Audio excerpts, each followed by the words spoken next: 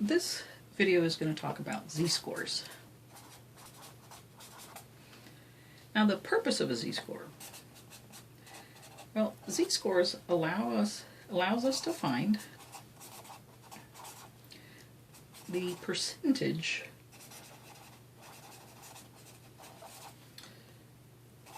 of a distribution. And in our case, our distribution is going to be a population distribution, so in our case, the population that has a trait between certain values. Okay. So a z-score is going to allow us to find the percentage of the population that has a trait between certain values. Now, let's take a look at what that means in an example. So recall in our previous video, we had this example. In 2000, SAT scores are normally distributed, and we were told that the mean or the average SAT score for the population was 514, and then sigma, the standard deviation for the population of SAT scores, was 113. So we were able to formulate this distribution. Now what you'll notice is that these values correspond to whole number standard deviations. So the question might arise, well, what if we want to know something about percentages of scores that don't fall on whole number standard deviations? So for example, 500 would fall between 401 and 514. So 500 would be a value that's somewhere between 0 and -1 standard deviations, but how many standard deviations? And let's say 700. 700 would fall between 627 and 740, which we could see would be between 1 and 2 standard deviations, but where exactly? So if you'll recall, the empirical rule gave us this template, and if you look at the language, you'll see that we're dealing strictly with standard deviations, so distance. That's what sigma is implying, that it's one standard deviation, which is a distance from the mean, and also percentages, which is the area under the curve and also corresponds to percent of values of the population that have the trait. So the calculator speaks in this language between distances and percentages. So we're going to have to speak the language of the calculator if we want it to compute things for us. So let's suppose we want to ask the calculator the following question. What percent of SAT scores understood in 2000 are between 500 and 700? Okay. Now, let's take a good look. We'll start with 700 first. What we want to do is convert 700 into the language of the calculator, which in this case is the standard deviations, the z-score, which tells me how many standard deviations from the mean 700 is. So let me write that definition down. What is a z-score? Well, it tells us how many standard deviations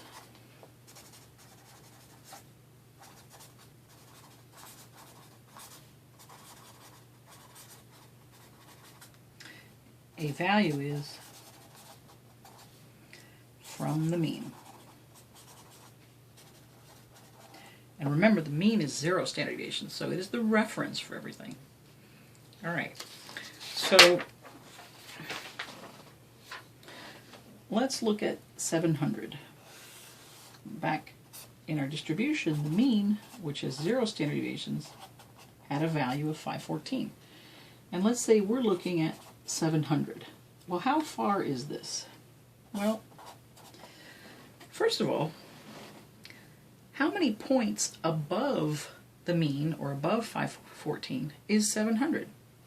Well, if we subtract 514 from 700, we'll get 186 SAT points. So 700 is 186 SAT points above the mean of 514 points.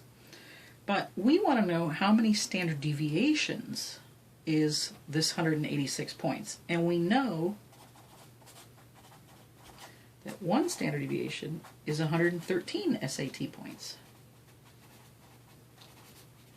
So essentially what we want to know is how many sets of 113 are there in this distance of 186? Well, take 186 and divide it by 113, and we'll get 1.65 standard deviations. And so that sigma means standard deviations. Now let's take a look at our picture and see if that seems about right. So 700, which is somewhere here, is about 1.65 standard deviations from the mean. Now I'm going to do 500. What is the z-score for 500? And if you would like, you could pause right now and then see if you agree with the calculations. So we would do the same thing. We would say here's the mean at 0 standard deviations, 514, and somewhere here is 500. So how far is 500 from 514? Well, it's actually negative 14 SAT points away. And we know again that we want to know how many standard deviations this is, so we take negative 14 and divide it by 113, and we'll get negative 0.12 standard deviations. So now we know that the z-score for 500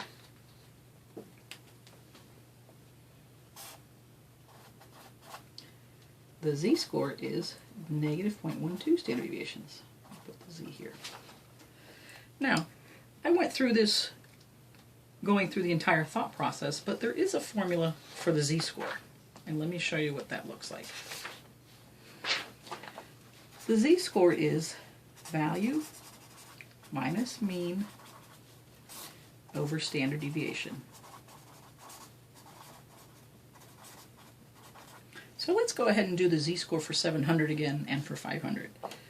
So we have 700 is the value, the mean is 514, standard deviation is 113. If you put this in your calculator, just be careful when you put it in your calculator to either use parentheses, so you do parentheses 700 minus 514 divided by 113.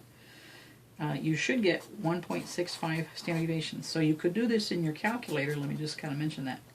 Parentheses 700 minus 514, close the parentheses, divide by 113, and then enter. Or you could do this, 700 minus 514, enter to get the actual 186, and then divided by 113, enter. In either case, you should get the same answer. What you don't want to do is do 700 minus 514 divided by 113 with no parentheses and do that all at once. You will get a very different answer. And now the z-score for 500 would be value 500, mean 514 over standard deviation 113, and you will get negative 0.12 standard deviations. Now, so what we have so far is that we're looking for the area under the curve between 500 and 700. And we got that this z-score is negative 0.12 standard deviations, and this z-score is 1.65 standard deviations. So now we are ready to talk to the calculator because we have the language that it speaks. It doesn't understand 500 SAT points and 700 SAT points, but it does understand standard deviations. So now let's go ahead and turn our calculator on.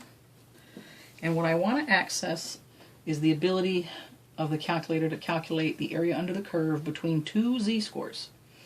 Now, what I want to access is distribution. So if you look at your arrow keys here, underneath your arrow keys you have the clear button, and then to the left, vars. We want what's above vars, D-I-S-T-R. So I'm going to do second, distribution, and I should be seeing a menu. Let's see, why do I not see? Here it is. All right, there's my menu. Now the second option is what I want, normal CDF, not PDF, but C as in cat, not P as in Paul. Now when I select it, sometimes some of you will have something called Stat Wizards on. It'll look like this. I personally don't like it. If you like it, you can use it. What you would put in is lower is 500, upper is 700. Those are your two values. The mean is 514, so mu is 514, sigma is 113, and then you press enter. I don't like using it, so I'm going to show you how to turn it off. To turn it off, you go into Mode, and you come down until you see Stats Wizard. Right now it's on, and I want to turn it off, so I select enter. So now I'm going to go back to the home screen by pressing second mode, so that quits. And now I'm going to enter distribution again, so second vars. I'm back at that menu. I want normal CDF. I select it. Now I go ahead and input the z-scores, and I always put in the lower z-score and then the upper z-score. So I want to put in negative 0.12, and then I want to separate the z-scores by a comma. The comma is above the 7, right there. Comma, and then 1.65, and I can close the parentheses, press enter, and I get 0.4982, so I'll just go to 0.498. So what I just did is normal CDF from the first z-score, comma, the second z-score. And so I got normal CDF from negative 0.12, comma, 1.65, enter, and I got 0.498. Now what does this mean? Well, if I convert this into percent, that's 49.8%, and that means 49.8% of all SAT scores in the year 2000 were between 500 and 700. Okay. So that completes our first example. Now, I do want to talk about two more examples, and they really just have to do with the use of the calculator and understanding above and below. So essentially, when we're finding the area under the curve between two values, really it can look like this. You can do what we just did, the area between two specific values, or you could be asked to find somewhere in here, it doesn't matter where the z-score falls, let's say it's somewhere here, and anything above that. Or you could ask to be found all the scores up to a certain point. And again, this z-score could have been here, here, but I want all the area basically below a certain value. However, in the shading, what we really intend is to always read from left to right, so we're theoretically shading from left to right up to that value. So let's go over a couple of examples so you can see what that looks like. So let's say we talk about the question, what percent of the SAT scores in the same example are above 700? Now again, my picture will look like this. Remember, here in the background, I know the mean, which is 0 standard deviations at 514, but I'm looking at a value that's to the right of the mean. It's somewhere here at 700. So I want to know that, and above. Above means from there on to infinity. So technically, I want to know this. Now, we already know the z-score for 700. The z-score we already found is understood positive 1.65 standard deviations. The z-score for infinity is always 100 standard deviations. And then we just have to either say positive 100 or negative 100. So if the infinity is here to the right, it's positive 100. If it's to the left, it's going to be negative 100. In our case, we're to the right, so we want to go from 1.65 standard deviations to 100 standard deviations. So I'm going to put in my calculator, normal CDF from the lower z-score to the upper z-score. And when I say lower, we always read from left to right. So 1.65, comma, 100 is what I want to put in my calculator. So, here we go. I'm going to do second, vars, and then I'm going to come down to normal CDF, and I want to put in 1.65, the comma, which is above the 7, and then 100, and now we have 0.049, which I'll round to 5%. Right? So 0.049, which we'll say is 5%. So what that means is 5% of all SAT scores in 2000 were above 700. Okay. And then we have the last case, which would be our third example. Say we had the question, what percent of SAT scores are below 600? Okay.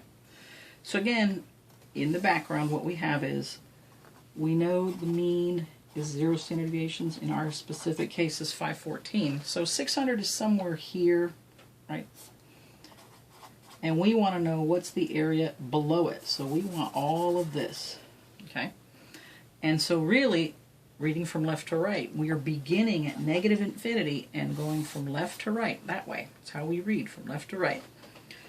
So again, what we need to find is a z-score for negative infinity and a z-score for 600. Now the z-score for negative infinity is going to be negative 100 standard deviations. Now we have to find the z-score for 600, and remember we're going to use our formula, z equals value minus mean over standard deviation. So how far is 600 from the mean standardized? So if we do that, we're going to do 600 minus 514, and now divided by 113. And I get that that's 0.76 standard deviations. That's the distance. It's not even 1 standard deviation away. So what we'll do is normal CDF from the lower to the upper. So the lower z-score, and by the way, let me just put this in here, is negative 100 standard deviations to 0.76 standard deviations. So let's go ahead and do that. Go to normal CDF, negative 100, comma, 0.76. Oops, I think I added X. Nope, that's correct. And enter. 77.6%.